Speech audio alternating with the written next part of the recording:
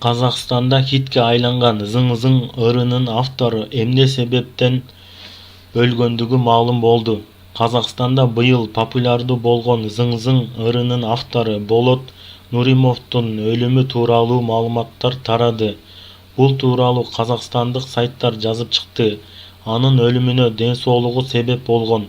Жакын досторунун берген маалыматында Болот көптөн бери өпкө оорусу менен алышып келген. Белгилей кетсек, Болот Нуримов кечээ 25 октябрь күнү каза тапкан. Анын «Зың-зың» аттуу ыры казак коомчулугунда атактуу болуп, ырга көптөгөн пародиялар тартылган.